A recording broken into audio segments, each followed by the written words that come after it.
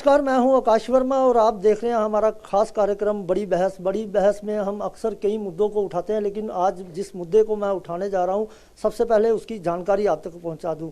आए दिन हमारे जो जवान हैं देश की सीमाओं की सुरक्षा करने में लगे रहते हैं, लेकिन कहीं ना कहीं कुछ देश ऐसे हैं जो भारत को अपनी लाल आंख दिखाने से परहेज नहीं कर रहे हैं। उनमें चाइना और नेपाल ये दोनों देश आते हैं। और मैं बता दूं कि बीते दिनों की अगर मैं बात करूं तो हमारे देश के 20 जवानों ने जो है शहादत दी है, जिनमें 20 जवान शामिल हैं। उन्होंने चाइना के भी कई जवानों को मार गिराया है, लेकिन उन्होंने अपनी शहादत दी है। लेकिन बात घूम फिर के अब वहाँ पर आती है, क्योंकि देश की जनता जो है बलिदान का बदला चाहती है। देश की जनता में, आवाम में जो आवाज़ बड़े ज़ोरों शोरों से उठ रही है कि भारत जो है चाइना से बदला ले हमारे 20 जवानों की शहादत का। लेकिन अगर मैं दूसरी ओर बात करूं तो अभी जो बलिदान जवानों द्वारा दिया गया है तो उस पर राजनीति भी की जा रही है। कहीं ना कहीं राजनीति देखने को मिल रही है। कुछ राजनीतिक पार्टियां जवानों का मनोबल गिराने की कोशिश कर रही हैं और कुछ ये कहने का प्रयास कर रही हैं कि अगर ग्राउंड लेवल पे वहाँ पे कुछ हुआ था तो उसको दिखाया क्यों नहीं जा रहा है, जिससे कहीं ना कहीं जवानों का मनोबल भी कम गिरता है। इसी सिलसिले को लेकर, इसी मुद्दे को लेकर आज बड़ी बहस में मैं कुछ लोगों से बात करना चाहूँगा। आइए पहले मैं उनका तारुफ आप लोगों से करवा दूँ। सबसे पहले मैं बात करूँगा, मेरे साथ यहाँ पर खड़े हैं महादीप सिंह जम्बाल जी, रिटायर एसएसपी हैं और फिलहाल ये सीनियर सिटीजन क्लब के प्रधान हैं। अगर उनके साथ की मैं बात करूँ तो दलवीर सिंह जी हैं, जो JNK एक्स सर्विस लीग के प्रेसिडेंट हैं। और उनके साथ रतन चंद्र मल्होत्रा जी हैं, ये रिटायर SSP हैं। और उनके साथ अगर मैं बात करूं तो उमाकांत जी हैं, ये पूर्व सैनिक सेवा परिषद के प्रधान हैं। अब मैं मुद्दे को आगे बढ़ाने की कोशिश करता हूं और बात करना चाहूँगा। सर, आपसे पहले बात करना चाहूँगा, जिस तरह पर सीमा पर लगातार तनाव बढ़ता जा रहा है और हमारे जो सैनिक हैं वो लगातार शहादत दे रहे हैं। ऐसा नहीं है कि वो चाइना के जो जवान हैं उनको नहीं मार रहे हैं, उनको भी मारा गया है। लेकिन कहीं ना कहीं जो चाइना है ज़बरदस्ती भारत की भूमि पर कब्जा करने का प्रयास कर रहा है, लेकिन सरकार मुंह तोड़ जवाब देने में पीछे हट रही है। क्या कारण मानते हैं? हाँ आकाश जी, सबसे पहले तो मैं आपका थैंक्स करना चाहूँगा कि आपने एक बड़े ज्वलंत मुद्दे पे हम जो ये पॉलिटिकल लोग जो हैं, और लेकिन क्योंकि ये आर्मी और पुलिस का एक बड़ा आपस में समझने होता है, और ये सारे जो बॉर्डर्स डिस्प्यूट्स होते हैं, हमने क्योंकि बॉर्डर्स पे काम किया हुआ है एज ए मिलिटेंसी, कश्मीर में हमने देखा हुआ है कुपवाड़ा बॉर्डर पे आर्मी के साथ हमारा क्या लाइजन है। तो ये एक मैं आपको बधाई देना चाहता हूँ कि कम से कम इस मसले में आपने ऐसे लोगों को यहाँ पे दावत दी है जिनका पॉलिटिक्स से कहीं दूर दूर का लेना देना नहीं है। और इन लोगों से जो भी विचार निकल के आएंगे वो कहीं ना कहीं जो वो पॉलिटिक्स से बिल्कुल हटकर होंगे। और एक मैं कहना चाहूँगा कि ये एक फ्रीलांस जो थिंकर्स होते हैं ये उनके विचार होंगे। यहाँ तक हम चाइना की बात करें तो बेसिकली आकाश जी, जो ये कोई पहली बार जो अभी जो टेंशन हम देख रहे हैं जो लद्दाख रीजन में है, तो इसका समझना कुछ यूँ ज़रूरी हो जाता है कि जो हमारी लाइन ऑफ एक्चुअल कंट्रोल है ये बेसिकली एक ऑन ग्राउंड या इसको पर्टिकुलरली कोई डिवाइडेड लाइन नहीं है, ये एक एजम्पशन लाइन है जिसको 1993 में बायलैटरल एग्रीमेंट के तहत इसको रिकॉग्नाइज किया गया था। तो क्योंकि एक इसकी डिमार्केशन ना होने की वजह से ये एक इमेजिनरी जो है ये एक लाइन थी जिसको दोनों कंट्री जो है जो मानते हैं कि ये एक इमेजिनरी लाइन है। और यहाँ तक अगर हम चाइना के LAC की बात करें तो चाइना जो हमारा है ये 2000 किलोमीटर की जो LAC को क्लेम करता है, और जहाँ भारत का तल्लक है ये 3240 किलोमीटर की जो रेंज जो है हमारी जो चाइना के साथ है। तो जो LAC जो है ये इसका हमें अगर वेस्टर्न रीजन की बात करें तो हमारा लद्दाख रीजन आता है, मिडल रीजन की बात करें तो हमारा उत्तराखंड और हिमाचल से मिलती है। अगर हम इसके ईस्टर्न सेक्टर में जाएं तो ये हमारे अरुणाचल प्रदेश और सिक्किम से जाके ये LAC जो हमारी लिंक करती है। क्योंकि ज़्यादा हमारी जो टेंशन है इस वक्त अगर हम देखें तो वो इसमें चाइना में बनी हुई है। जब ये हमने जो चाइना की जो 15-16 की मिडनाइट का जो हमने जो एपिसोड देखा तो इससे कहीं कुछ ऐसी चीज़ें निकल के आई कि एक जो है एक जो कहते हैं ना 1-to-1 फाइट जो है ये 1947 में हमने पुंछ सेक्टर में देखी थी, कृष्णा घाटी में 1-to-1 फाइट हुई थी। तो उसी प्रकार के ये निकल के आया और इतने हमारे भारतीय सैनिकों का जो है शहीद हो जाना ये एक बड़ी गंभीर चिंता की बात है। तो इस पे सरेदस्त तो हम ये कहना चाहेंगे कि चाइना, क्योंकि हमारा ये शुरू से ही इसका हॉस्टाइल नेचर रहा है इंडिया की तरफ, इसको अगर हम देखें तो इसको 4 प्रकार से टैकल करने की ज़रूरत होती है। एक डिप्लोमेटिकली, एक पॉलिटिकली और एक जो मिलिटरीली और एक इकोनॉमिक फ्रंट। तो यहाँ तक आम कॉमन आदमी की बात आती है तो उसका एक ही जो फ्रंट है जिसमें उसका सहयोग हो सकता है वो है इकोनॉमिकली फ्रंट। कि यहाँ इस वक्त एट प्रेजेंट अगर हम बात करें तो हमारा 2.25 करोड़ लाख का जो है वो हमारा इंपोर्ट होता है चाइना से, और जो हमारा ट्रेड जो डेफिसिट है वो तकरीबन 64 पॉइंट के लगभग पड़ता है। कहने का मकसद ये है कि अगर हम 100 रुपये की चीज़ खरीदते हैं तो हम कोई 16 या 17 रुपये की चीज़ ही वहाँ भेजते हैं, और वहाँ जो हमारी चीज़ें जो एक्सपोर्ट होती हैं उसमें मैक्सिमम रॉ मटेरियल होता है। तो 3 प्रकार का जो हमारा है इंपोर्ट होता है। एक तो होता है हमारा फिनिश्ड प्रोडक्ट्स जिसमें स्पोर्ट्स के आइटम्स हैं, हमारे इलेक्ट्रॉनिक्स के हैं, हमारे टेलीफोनिक कम्युनिकेशन है, हमारा फर्नीचर्स है। ये जो है फिनिश्ड प्रोडक्ट्स में हम चाइना से इंपोर्ट करते हैं।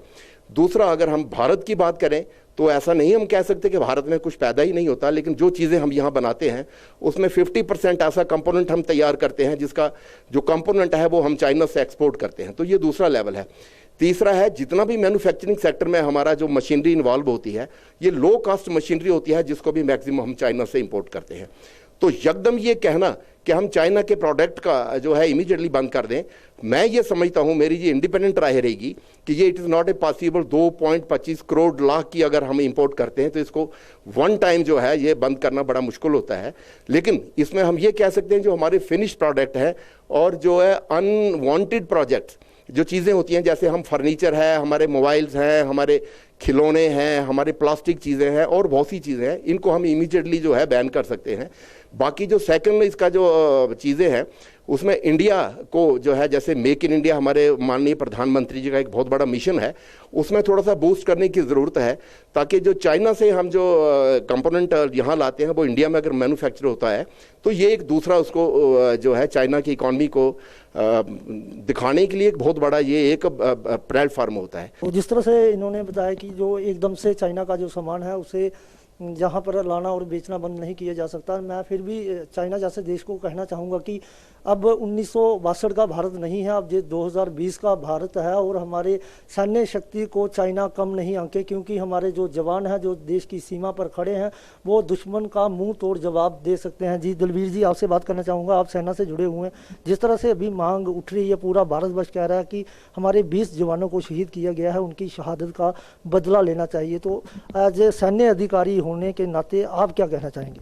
सबसे पहले तो आकाश जी, मैं आज इस अवसर पर हमारे उन 20 जो वीर शहीद हुए हैं उनको इधर से मैं श्रद्धांजलि देना चाहूँगा, जिन्होंने के 14 PP पेट्रोल पर जहाँ के हमारी लास्ट पेट्रोल जाती है उधर, जो कि तकरीबन 15,000 फीट पर है और उधर अक्सर जो है -0 डिग्री पर टेम्परेचर रहता है। उधर जब इन जवानों ने, चाइनीज़ के 1000 जवान उधर इकट्ठे हुए थे और हमारे मात्र 16 बिहार के जो 250 के लगभग जवान थे, जिन्होंने अपनी उस गुत्थम गुत्था की लड़ाई में उनको वो स्ट्राइक दी है जो कि चाइना उम्र भर याद रखेगा। हालांकि उन इस गुत्थम गुत्था की लड़ाई में जो है, क्योंकि उधर 1996 और 2005 के एग्रीमेंट के तहत हम जो है वेपन के साथ लड़ाई नहीं लड़ सकते, जो हमारा एग्रीमेंट हुआ है। लेकिन चाइना ने क्या किया, उधर ये लोहे की राडों में नुकीली तार और कीलों को बांधकर उन्हें जो बर्बरता जो दिखाई है, हमारे सैनिकों को मारा है, उसकी परवाह ना करते हुए उनके जो है 43 के लगभग या उससे ऊपर उनके सैनिक जो हैं हमने मारे हैं और बाकियों को पीछे खदेड़ भगाया है।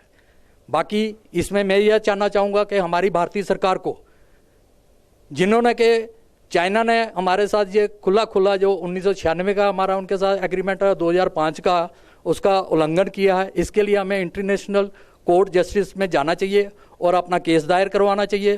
प्लस उन्होंने, सुनने में आया, जिस बर्बरता से हमारे सैनिकों का वो किया है, वो हमारा जो जनेवा एग्रीमेंट हुआ है उसके खिलाफ भी ये जाता है, उसके तहत भी इनके ऊपर जो है कुछ होगा ताकि आगे से ये वो ना करे। बाकी मैं आपको ये बता देना चाहता हूँ, मैंने खुद इस सेक्टर में और खासकर नॉर्थ ईस्ट में हाईलॉन्ग बाईलॉन्ग में खुद सर्विस की हुई है। मैं खुद, हमारी उधर से सागला पेट्रोल जाती थी।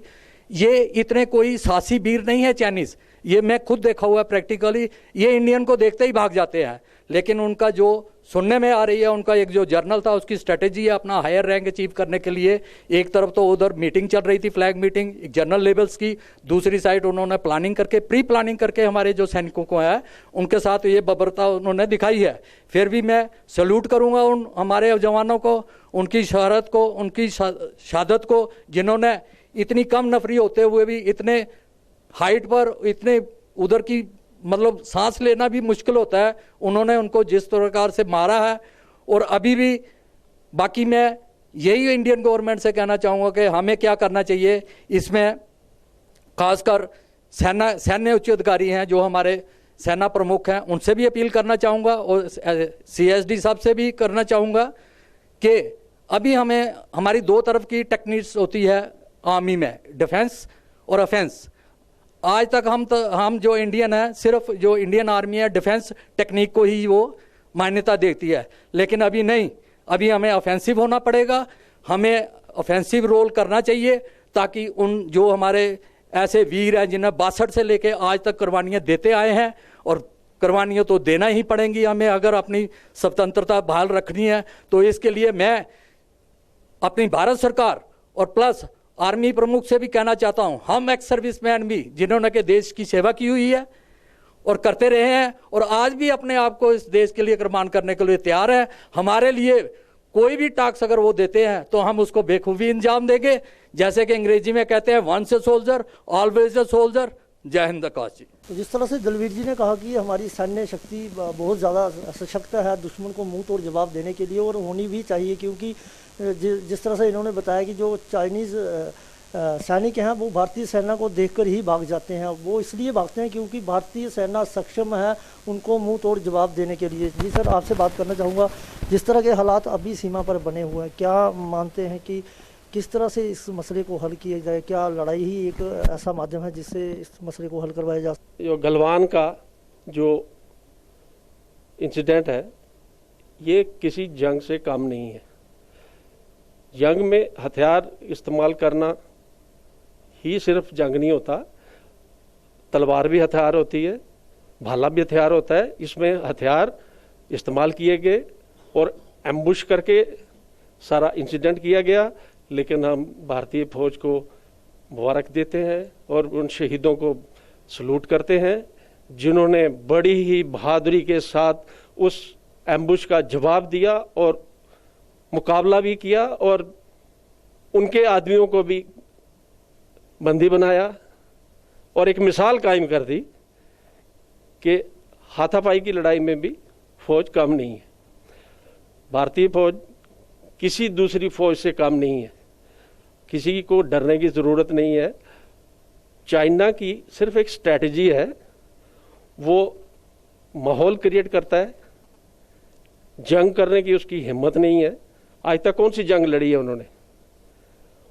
वो एक व्यापारी है जो कि छोटे छोटे मुल्कों में इन्वेस्टमेंट करके वहाँ कॉलोनीज बनाता है और उनके अपना कब्जा कर लेता है, जो कि इस वक्त कंबोडिया में हो रहा है। चाइना में लॉटरी बैन है, प्रोस्टिट्यूशन बैन है, सेम चीज़ें वहाँ पे उन्होंने कोई 70-70, 80-80 कैसीनो तैयार किए हैं कंबोडिया में और उस मुल्क को ऑलमोस्ट ख़त्म कर चुका है। कंस्ट्रक्शन इतनी बड़ी हो चुकी है, सारा पैसा इकट्ठा करके अपने मुल्क में ला रहा है और आने वाले टाइम में अगर हमारा नेपाल नहीं समझा तो उसका भी वही हाल होने वाला है। यहाँ हमें डरने की ज़रूरत नहीं है।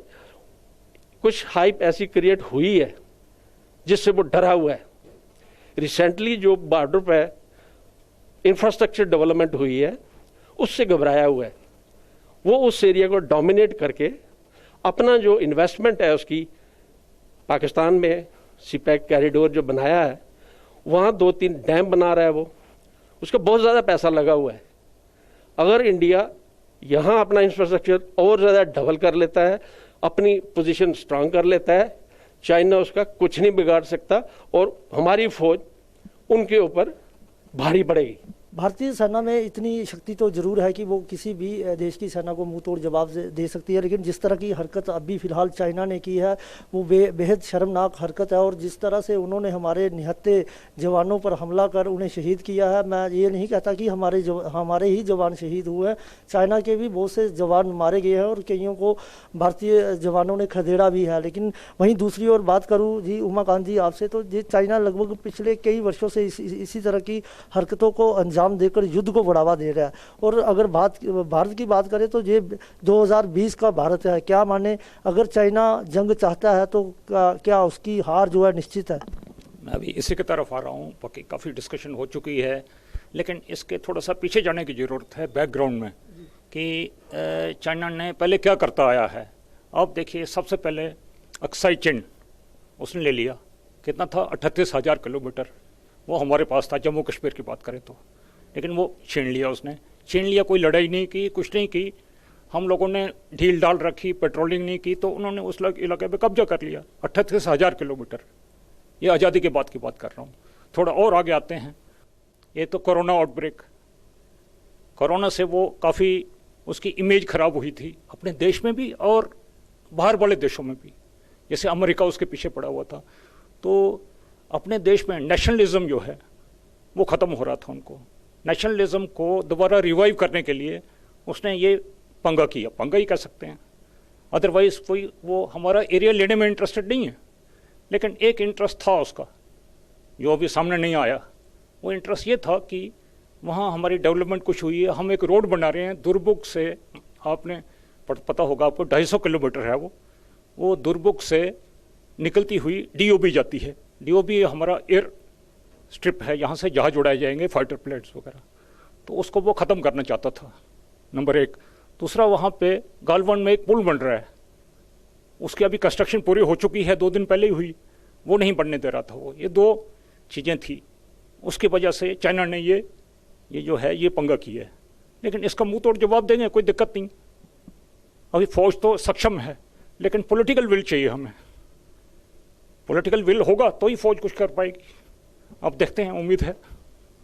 जिस तरह से उमाकांत जी ने कहा बिल्कुल सही बात है इन्होंने कही, क्योंकि जो कोरोना महामारी है वो कहीं ना कहीं चाइना से फैलकर पूरे विश्व में फैली है और जिसको लेकर वो सारे देशों का ध्यान जो है वहाँ से हटाने के लिए इस तरह की हरकतें कर रहा है। और दूसरी ओर इन्होंने एक बात और भी सही तरीके से बोली कि सेना जो है बिल्कुल सक्षम है किसी भी देश को जवाब देने के लिए, लेकिन कहीं ना कहीं राजनीतिक तंत्र की जो सहयोग है वो सेना को मिलना चाहिए। अगर ऐसा सही तरीके से होता है तो सेना किसी भी देश को मुंह तोड़ जवाब दे सकती है। मैं जितने भी लोग इस बड़ी बहस में शामिल हुए हैं, मैं उन सभी का यहाँ पर आने के लिए जेके चैनल की पूरी टीम की ओर से आभार व्यक्त करता हूँ और ये भी कहता हूँ कि पूरी जेके चैनल की टीम के साथ साथ पूरे भारतवर्ष के जो लोग हैं उन 20 शहीद जवानों को नमन करते हैं। तो ये था आज का हमारा एक अंक। अगले अंक में एक बार फिर से हाजिर होंगे, तब तक के लिए दीजिए इजाज़त। नमस्कार।